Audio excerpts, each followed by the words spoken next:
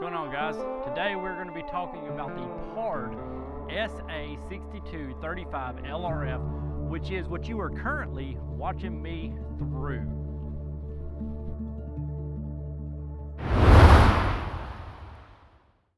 So here it is. You were just now inside of it, now you're outside of it, and we're going to talk about it. Again, this is the PARD SA62-35 LRF. The LRF stands for laser rangefinder because this optic's got a built-in laser rangefinder on it. Now, I'm not going to be super in-depth on this video. Honestly, if you want that, I'll just go ahead and link that up here to PARD's actual like how-to, I think is what they call it, their how-to video. And they're going to talk about all the specs and features and stuff. They're going to do a much better job talking about it in that aspect than me. All we're talking about is just my experience, the things I like about it, the things I don't like about it. Before I do get started in that, I do want to thank PARD for sending this out. This, as well as the Osprey binoculars. So these are a multi-spectacle, so digital, day, night, and thermal. I've done a video on these either last video or 2 videos ago, depending on how I end up releasing this video. I'm not sure on the timeline just yet, but I will have that video linked up here as well. So be sure to go check that out if you're interested in recce stuff. But we're not talking about that on this video. We're talking about the optic that you see here mounted on this rifle. And again, we're just talking about my experience with it, things I like, things I don't like about it. I don't have any sort of bias towards PARD, at least none that is intentional. I don't they didn't pay me anything. I don't owe them any positivity. So I'm gonna be as honest as I possibly can on this optic. And there's a couple things that I don't like about it, so don't think that this is just one of those things where I'm going to tell you need to buy this optic. There's some things that I don't like, but there's a lot of things on it that I really do like, and we're going to cover all of that today. So now jumping into it, this is it's a 640 resolution unit. You've got like 384, which is like your first step in like decent. Then you go to 640, and then you've got like a 10 something as like your standard options. But you can get this unit in a 384. This one, as I said, it's got the 35 in the name because this has got a 35 millimeter lens. They've got a couple different options. Be sure to check out the site for all that kind of stuff. This is one of the smaller thermals as far as a 640 resolution unit. Compared to one that I have reviewed, this is the one leaf, what is it, MT1000. And you can look at the size comparison there. So the PARD is quite a bit smaller, which means that it's lighter weight. And on this rifle right here, I hardly feel it. Now, to be fair, I am swapping back and forth with my day optics. This is the Zerotech Trace Advance. It's a 5-30, big old hunk of glass. And this is what's typically sitting on it, but I've been keeping a torque wrench with me and swapping them back and forth. And so when I take this off and put this on it, it's literally like I've got no optic. The PARD literally, I mean, it weighs like nothing. It's hardly noticeable on the gun. So that's not an issue at all. I do like that feature that it is really small. The clarity that I'm getting out of it is phenomenal. Again, it's a 640 resolution. And then the other spec is like a micron pixel pitch something. I don't know. You've got like 12 and 17, and it's the difference between the pixels, so how far apart they are. This has got 12, so you want a small number. So again, most of them are like 12 or 17. This is a 12, so that's good to go. But the detail that I'm getting out of it, even compared to, say, this one right here, I'm going to be comparing it to this one a lot because this is another 640 resolution unit. The detail out of this, I do feel, is much better than the detail that I'm getting out of the one leaf. Even though they're both the 12 micron pixel pitch or whatever that spec is, they're both 640 resolution. The PARD just, it looks better as far as the image quality. Now, it's got a lot of the same features that a lot of your thermals are coming out with now, including the built-in laser rangefinder. It's also got a ballistic calculator, so you can punch in all your dope and data in there, and you hit it with the laser rangefinder, and it'll go ahead and spit out on the reticle where you should aim. You've got a bunch of different options as far as the reticle and the reticle color. You can save, I think, up to like 5 different combinations of that. So that's really cool. It's a pretty standard feature on a lot of your thermals today, especially the ones that do come with the built-in laser rangefinder. So that's really nice. I do like having the built-in laser rangefinder. I'm in South Carolina, so I'm typically not shooting real far, so most of my stuff point of aim, point of impact. But what is really cool about it is it also works for up close. So a lot of us, we think about using laser rangefinders and we only think about like shooting far, but very few people actually realize that, say you zero at 100 yards, well, as you start coming in closer than 100 yards, which, and a little caveat is I do zero all of my rifles regardless of the optic, regardless of rifle, regardless of caliber, unless we're talking rimfire. All of them are zeroed at 100 yards. But as you start coming in from 100 yards, you actually have to start aiming. You would have to start putting your optic up higher, because you've got to account for the height over bore. And that's why if I shoot this point blank, the round's not going to hit where the reticle is. It's going to hit roughly 2 inches or so below where my actual reticle is. So the laser rangefinder actually takes that into account if you put in your data for your particular rifle and round. Is, so say I'm zeroed at 100 yards. Well, when I go to shoot at 20 yards, I can't hold point of aim, point of impact. I've actually got to aim a little bit over top of it to account for the height over bore.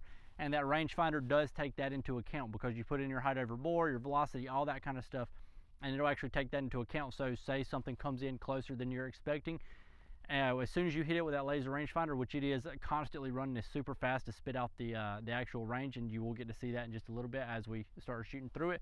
Just hang on a couple more seconds. As you're doing that, it will actually spit out your hold on your reticle for those up close shots. So that's a really, really cool feature, and that's one one reason why I do really like having a laser rangefinder on my thermal optic. Now, so two of the features that are a little bit odd is, one of them is this optic does have a it's got a built-in light. So let's see, it is this one. So we'll tap it. What is it, 3 times?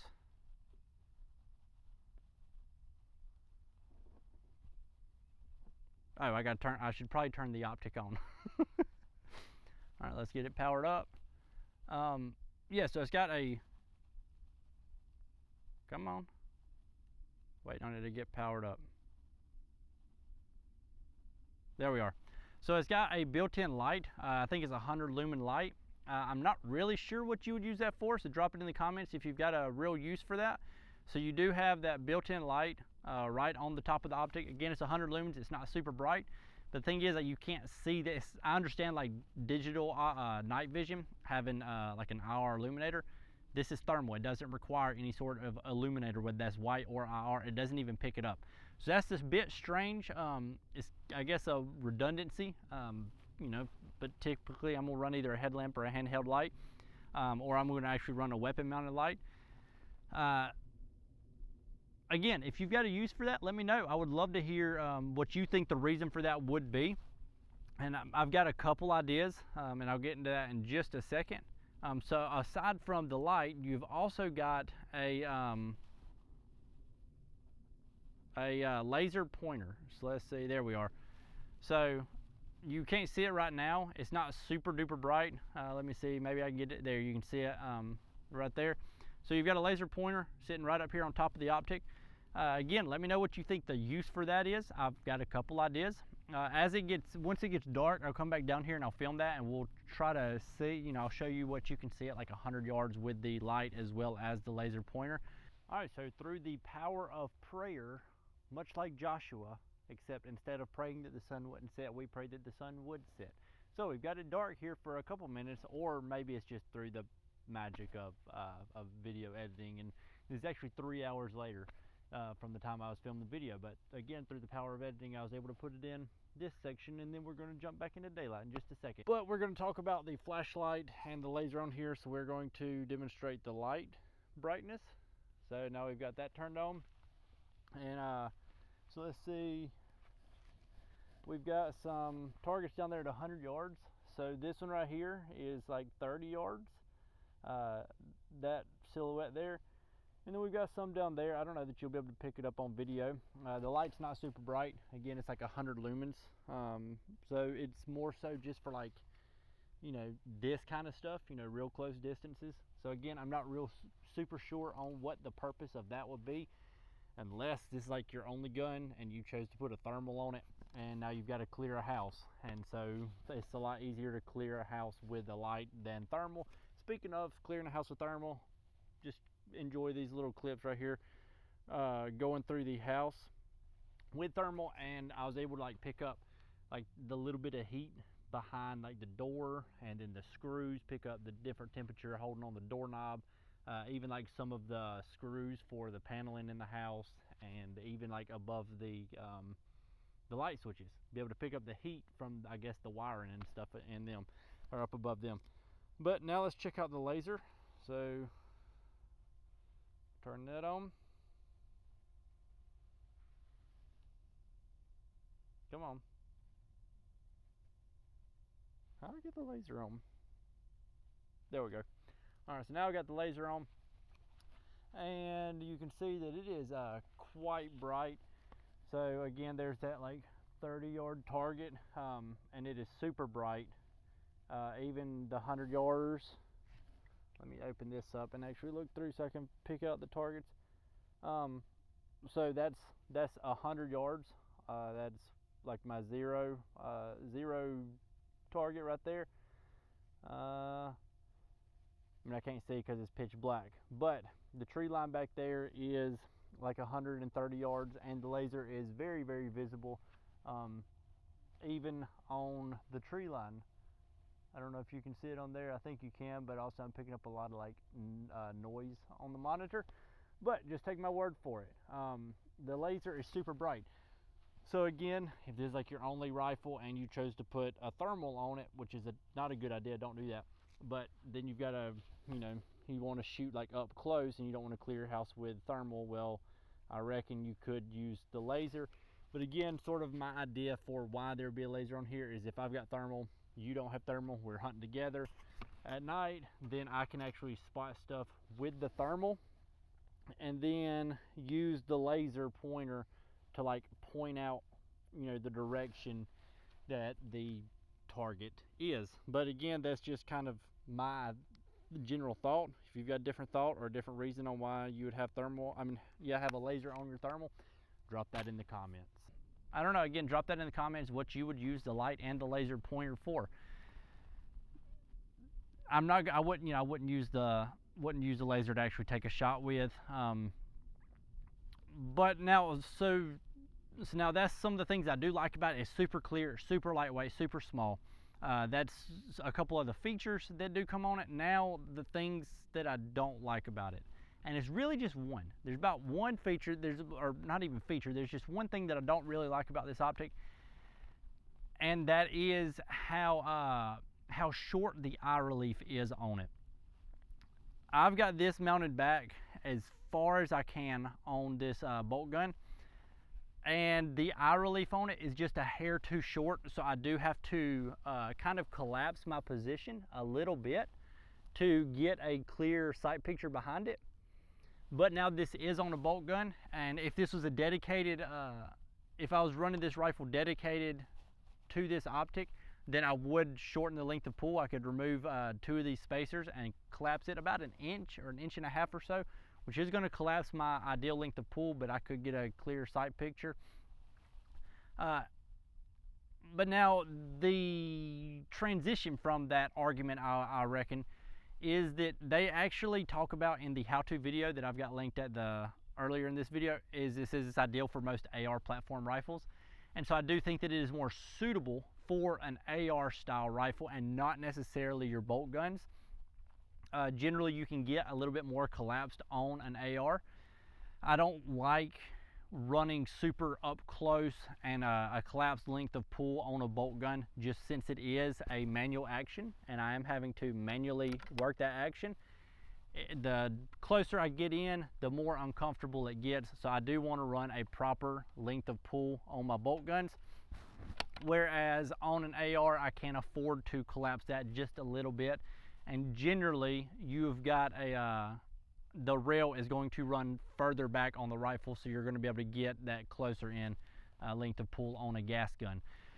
So after this video, this optic is going to jump over to one of my ARs and I will just dedicate it to one of those rifles. but I did want to run it on this rifle because this is one of my favorite rifles, and I'm really enjoying this optic. It's a really clear image, and so I wanted to make those up and run them. So again, that's about the only thing that I don't like about it. Now the light and the laser, that's kind of odd. I would be fine if they left those off and saved a little bit of money, but regardless, this optic isn't super duper expensive in terms of thermal. Now expensive is very subjective, but in terms of thermal and quality thermals, it's one on the more affordable side for most people. But again, the only thing I don't like about it is just that really short eye relief. If you're not super close in on it, which is basically touching the eye cup and even like pressed into it just a hair, then you do start to get a little bit of a fisheye. So the center of it's still clear, but you do get a little bit of a fisheye around the edges, and that can hinder your field of view and the overall experience with the thermal. But again, if you run it on a gas gun, it's going to be no problem at all. You're going to have no problem getting it far enough back to be able to get proper eye relief on it.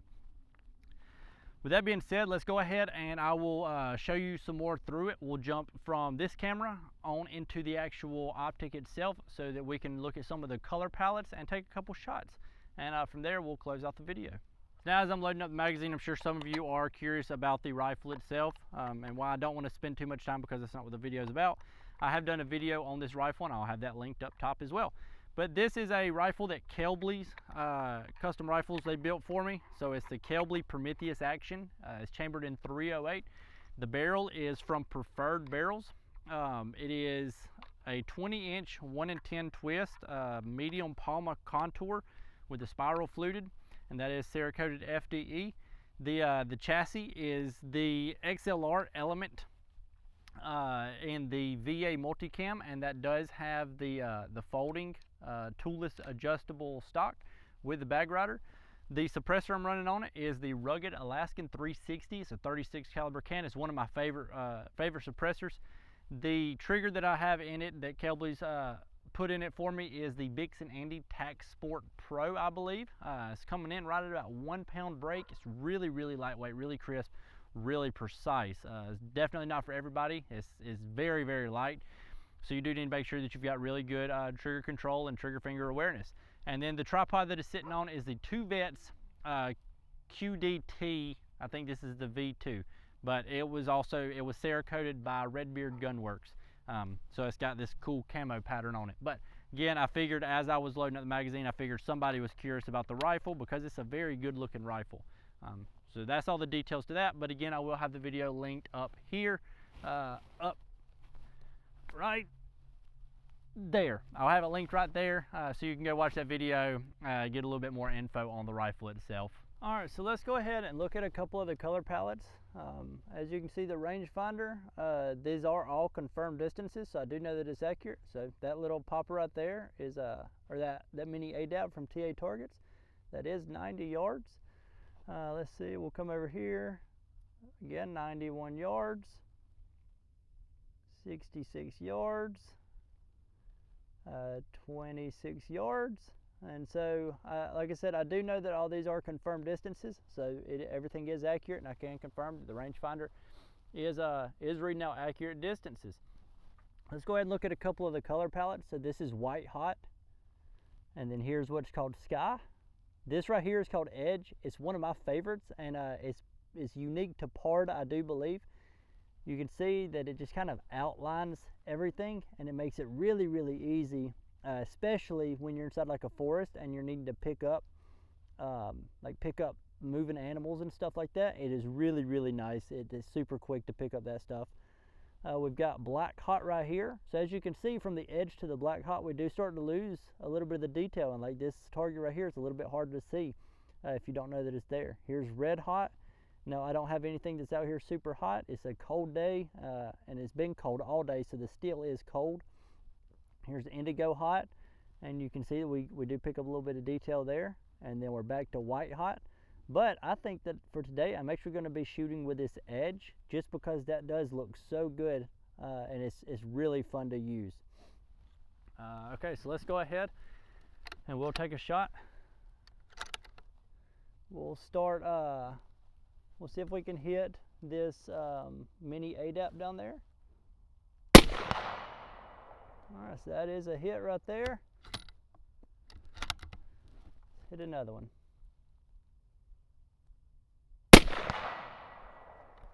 That 308 hits hard. One thing that's really cool about this optic is that it is a 50 frames per second refresh rate, which means that as you're moving, you're not going to get much blur or lag. So for camera people, you know that your eyes see at roughly 23.98 frames per second, if I'm not mistaken. 24 frames per second, just to round up. So you are getting 50 frames per second, because I'm not going for a cinematic look with my motion blur when I'm running thermal. I want it to I want to have a fast refresh rate or frame rate, and so that 50 frames per second is nice. Here's a popper. That was cool. You saw the actual edge pick up when the round hit it. Let's do that again. That is super, super cool. Let's see, that's a rimfire target, so I don't want to shoot that. Let's see if we can pick up. There's a target right here. That's a little bitty, it's a 3-inch circle. Let's see if we can hit that. Got it, knocked it down. Let's see, we've got another circle. We've got a circle target right here. This is an 8-inch circle. And that one's down too. That 308 hits hard and it's knocking all my steel down. So we got one more round in this magazine. Let's hit that popper. I want to see the outline again. That is super, super cool. Let's see, maybe I miscounted. Oh yeah, here's the last round. Let's see, we'll hit that mini ADAP again. Get a good, nice ring. Really high pitch ring, sounds really good. Yeah, that edge just looks super duper cool. Now you can see that suppressor is hot, sticking out the end of there, but that edge kind of hides it. Now you can kind of see it, but it's a much different look. Again, that edge is just really, really unique, and I really do enjoy using that. Well guys, I don't want to take up too much of your time. I feel like I've covered enough that I want to cover for this video, but I'm sure that I will be bringing this thermal on for some more videos at a later date. If you've got any questions, be sure to drop those in the comments. I would love to answer them. With that being said, I think that's all I have for you. I appreciate you watching, and I will catch you on the next time.